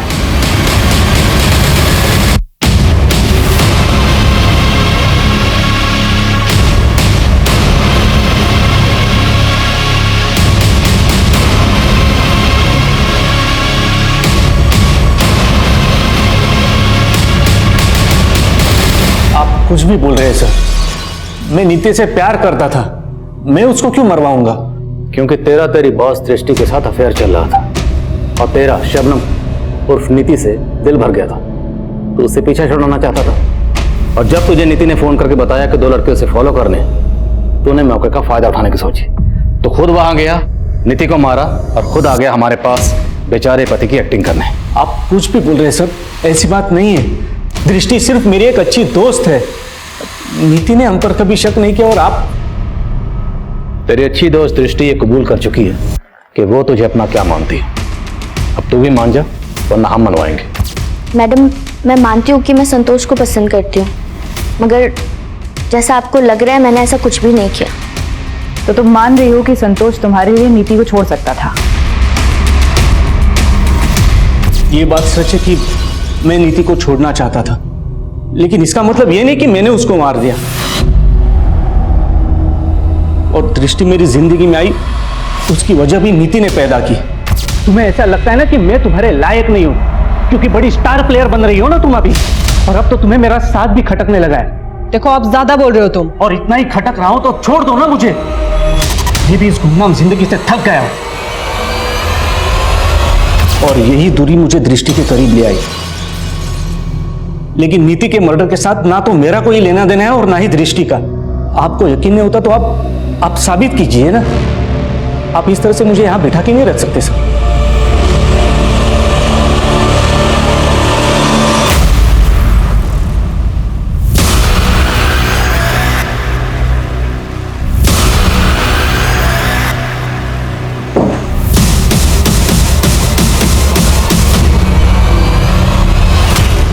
नीति और शबनम की हत्या के मोटिव को अब उसके पति के एक्स्ट्रा मैरिटल अफेयर के साथ भी जोड़कर देखा जा रहा था। लेकिन cyber bullying, stalking, road rage, professional rivalry और ऑनर किलिंग, हर तरह का एंगल इस केस में नजर आ रहा था। पुलिस ने ड्रग डीलर्स, हिस्ट्री शीटर्स समेत कई लोगों को नामजद किया। सनी, तैयब, देवेंद्र, विशाल, विवेक और संतोष समेत कईयों के साथ सख्ती से पूछताछ की गई। लेकिन पुलिस 3 महीने तक चार्जशीट तो क्या, किसी भी सस्पेक्ट के खिलाफ कोई सबूत तक भी नहीं जुटा पाई थी। और गुजरते वक्त के साथ इस केस की हर लीड ड्राई हो चुकी थी और सभी मेजर सस्पेक्ट्स बेखौफ हो चुके थे।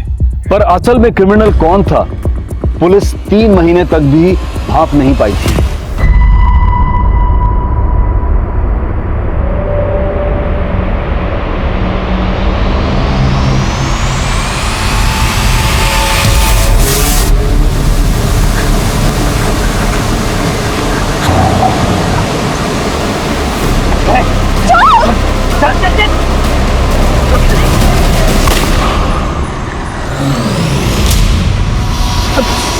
गरिमा कहाँ है बेटा? आंटी मुझे लगा वो यहाँ होगी। अरे वो तो बोल के गई थी कि तुमसे मिलने जा रही है।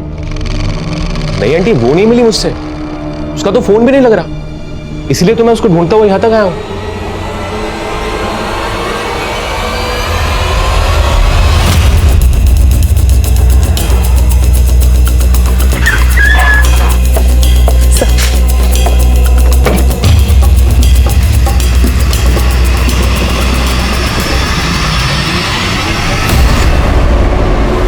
लाश को देख के लग रहा है पहले इसका रेप किया गया और उसके बाद इसे शूट किया गया। सर, लाश के पास ना कोई मोबाइल ना कोई पर्स मिला है। पता करो कौन है ये। पुलिस को जल्द ही पता चल गया कि गरिमा की मां ने एक थाने में उसकी मिसिंग कंप्लेंट फाइल की थी और जल्द ही उन्हें शिनाख्त के लिए बुलाया गया।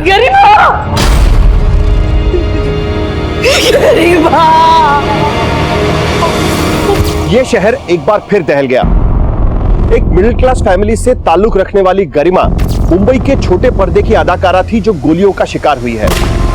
माना जा रहा है कि उसके साथ रेप भी हुआ है, जो एक बार फिर यह सवाल खड़ा करता है कि क्या हमारे शहरों में वाकई में महिलाएं सुरक्षित है? क्या गरिमा किसी रंजिश का शिकार हुई है या कहानी कुछ और है? छोटे पर्दे की चकाचौंध के पीछे की कड़वी सच्चाई से हम सब वाकिफ है। क्या ये पहलू ने इस हत्या को रंग दिया है? इस हत्या के पीछे आखिर क्या राज छुपा है? सर, उसकी फॉरेंसिक टीम भी वही है जिसने नीति की बैलिस्टिक रिपोर्ट बनाई थी। मामला क्या है? सर, उनका कहना है कि गरिमा को उसी पिस्टल से शूट किया गया जिससे नीति को किया गया था। ये गरिमा के केस की बैलिस्टिक रिपोर्ट। सेम पिस्टल से शूट किया गया तो हो सकता है कि कातिल भी सेम ही हो। Yes sir. सर, नीति के साथ रेप नहीं हुआ था, लेकिन गरिमा की पोस्टमार्टम रिपोर्ट में आया है कि उसके साथ गैंग रेप हुआ था। और चौंकाने वाली बात यह है कि वो 1 महीना प्रेग्नेंट थी। तो नीति की तरह ये गरिमा भी शादीशुदा थी? नहीं सर, लेकिन उसका एक मंगेतर है और ये भी पता चला है कि उसका पहले भी अबॉर्शन हो चुका था। गरिमा की मदर ने मनीष पे कोई डाउट नहीं किया। आपकी तहकीकात कहां तक पहुंची? हत्या वाले दिन गरिमा संगम चट्टी के पास एक सीसीटीवी में कैप्चर हुई थी। इसे देख के लग रहा है कि इस वक्त इसके साथ जरूर कुछ गलत हुआ था। संगम चट्टी में काफी फार्म हाउसेज है, हम पता करवा रहे हैं कि शायद गरिमा को कहीं किसी ने देखा हो। वैसे क्राइम सीन से गरिमा का पर्स गायब है जिसमें उसके एटीएम कार्ड्स भी थे और हत्या के बाद भोसले रोड से उसके एटीएम को यूज करके कैश भी विड्रॉ हुआ है। हमने एटीएम की सीसीटीवी फुटेज भी मंगवाई है। इस लड़के ने तो सेम वैसी हुडी टी शर्ट पहनी है जैसी सनी ने पहनी थी। कहीं उसने फिर से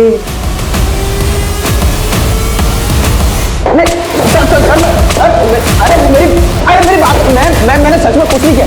मैंने सच में कुछ नहीं किया। इस लड़की को देखा है कहीं? हाँ सर, मैंने इस लड़की को अपने एरिया में कई बार देखा है। ये सामने वाले फार्म हाउस में आया जाया करती थी। इस फुटेज में इस लड़के के हाथ पर एक टैटू नजर आ रहा है, जबकि सनी के हाथ पर ऐसा कोई टैटू नहीं। ये कोई और है। हेलो, ओके, हम आते हैं। सर, हत्या वाले दिन गरिमा संगम चट्टी के मोरे फार्म हाउस पर थी और वो फार्म हाउस मनीष के दोस्त का है। तो फिर भी बात तो सुनिए सर, मैं मानता हूँ कि वो मेरे साथ थी, तो मारा नहीं है सर मैंने उसे। गरिमा जिस हालत में फार्म हाउस से निकली थी उसे देखकर साफ लग रहा था कि उसे मॉलेस्ट किया गया होगा। वो 1 मंथ प्रेग्नेंट थी, इससे पहले एक बार अबॉर्शन करवा चुकी। तू मजबूर कर रहा था उसे? सर देखिए, मैं ना लोन देने का काम करता हूँ सर, और गरिमा मुझे पहले से पसंद थी। जब वो सर मुंबई में थी ना, तो मैंने उसे 2 लाख रुपए का लोन दिया था, और सर जब उसके पापा हॉस्पिटलाइज्ड हुए तो वो वापस से मेरे पास आई सर। मनीष, मैं जानती हूँ कि मैं तुम्हारे पहले के 2 लाख रुपए भी अभी तक नहीं चुका पाई हूँ, लेकिन मेरे पापा। बस करो गरिमा, पत्थर दिल नहीं हूं मैं। तुम्हें जितने पैसे चाहिए मैं दूंगा तुम्हें, लेकिन तुम्हें मेरी कुछ ख्वाहिशें पूरी करनी होंगी। करोगी ना? सर वो मान गई थी सर, और हम आए दिन उसके साथ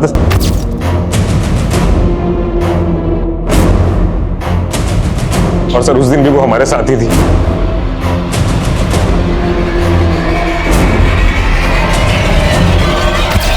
तो तुमने और तुम्हारे दोस्तों ने मिलकर गरिमा का रेप किया।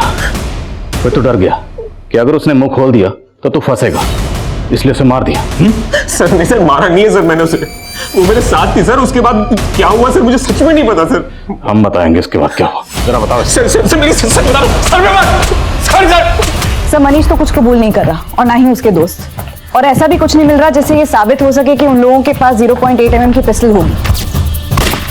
वो लड़का जिसने गरिमा के ATM कार्ड से पैसे विड्रॉ किए थे, उसके हाथ में टैटू था, लेकिन इन दोनों के हाथ में कोई टैटू नहीं है। अब विवेक और विशाल का भी नीति और गरिमा से कोई कनेक्शन नहीं है। इनफैक्ट नीति और गरिमा का, इन दोनों का भी आपस में कोई कनेक्शन नहीं है, और ना ही इनसे जुड़े लोगों का। इन दोनों केसेस में अगर कुछ भी कॉमन है तो है मर्डर वेपन, वो पिस्टल जिससे दोनों को शूट किया गया। शाश्वता, कुछ तो है जो हम मिस कर रहे हैं। दोनों केसेस को एक बार रिविजिट करते हैं।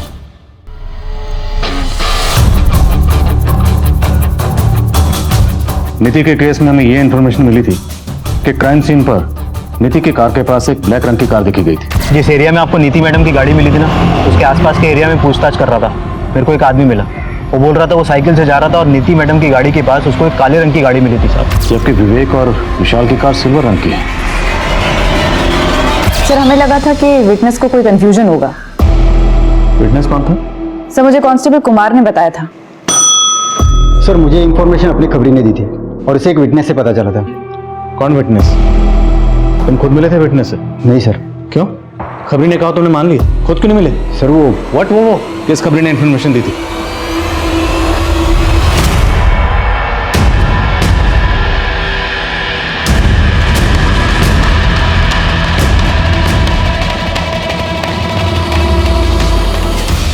अरे मेरे पत्ते भी बैठ, क्लास दे। क्या बात है मन्ना, काफी परेशान लग रहा है।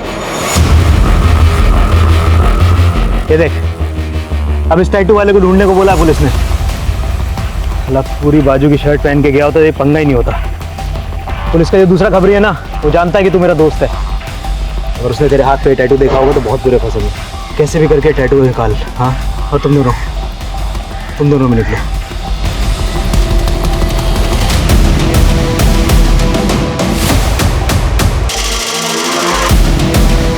भाग पुलिस वाले।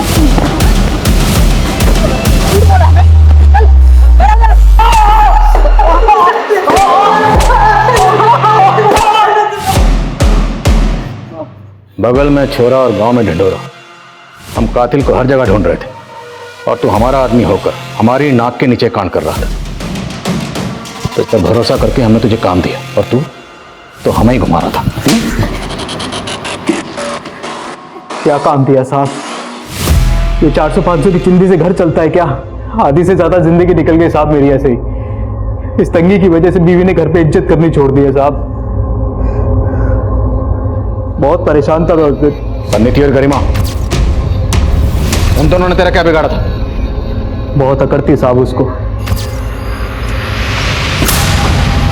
अरे आप नीति मैडम है ना, वो जो टेनिस खेलती हैं? मैम एक सेल्फी मिलेगा क्या आपके साथ? बहुत बड़ा फैन हूँ मैं आपका। क्यों चाहिए सेल्फी? मैम दोस्तों को बोलूंगा ना कि आपसे मिला था। 2 सेकंड लगेंगे मैम। अरे मना किया ना, हद में रहो अपनी। समझ में नहीं आता एक बार में? हटो यहाँ से, हटो।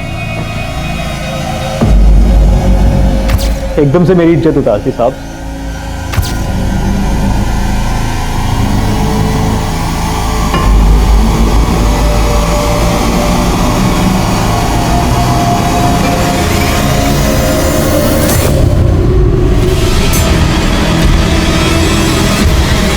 साहब आपसे इंफॉर्मेशन मिला कि नीति की गाड़ी का किसी के साथ एक्सीडेंट हुआ था। ये क्या कर दिया? दिखाई नहीं देता तुम लोगों को? और हम भी अपनी गाड़ी लेकर वहां गए थे साहब। मेरे को डर था कि किसी ने मुझे वहां देख न लिया हो, इसलिए आपको गाड़ी का दूसरा रंग बोल दिया था।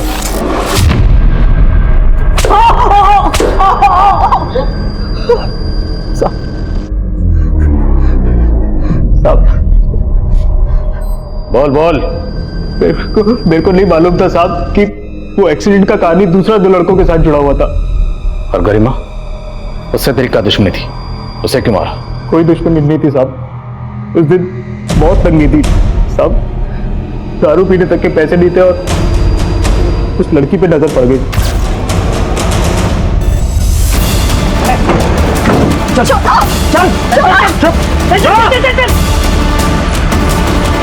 साहब इसके इस टैटू की वजह से फंस गए और ना पकड़ नहीं पाते आप मेरे को साफ। बहुत शाना समझता है खुद को, पुलिस के लिए काम करता है, फिर भी ये कैसे भूल गया कि कोई भी मुजरिम कितना भी शातिर क्यों ना हो, कानून का शिकंजा हर मुजरिम पे एक ना एक दिन कसता ही कसता है। तू कैसे नहीं पकड़ा? इस केस में एक खबरी खुद ही एक बड़ी वारदात में एक्यूज बनकर सामने आया है, जो सिर्फ समाज ही नहीं तो पुलिस की आंतरिक सुरक्षा को भी खतरा है, जिसको लेकर पुलिस महकमे में भी काफी हलचल हो रही होगी। नीति और गरिमा ऐसी विक्टिम्स थी जिनकी पर्सनल लाइफ कई तरह के तनावों से गुजर रही थी, लेकिन इन दोनों के साथ जो कुछ भी हो रहा था उसे लेकर इन दोनों की चुप्पी कतई सही नहीं थी। हालांकि क्रिमिनल्स के मोटिव का इन विक्टिम्स के पर्सनल मुद्दों से कोई लेना देना नहीं था, लेकिन वो कहते हैं ना, फॉर्च्यून फेवर्स द ब्रेव। अगर ये दोनों शुरुआत में ही खुलकर पुलिस के सामने आई होती तो मन्ना जैसा क्रिमिनल इनके साथ ऐसा कुछ करने से पहले कई बार सोचता।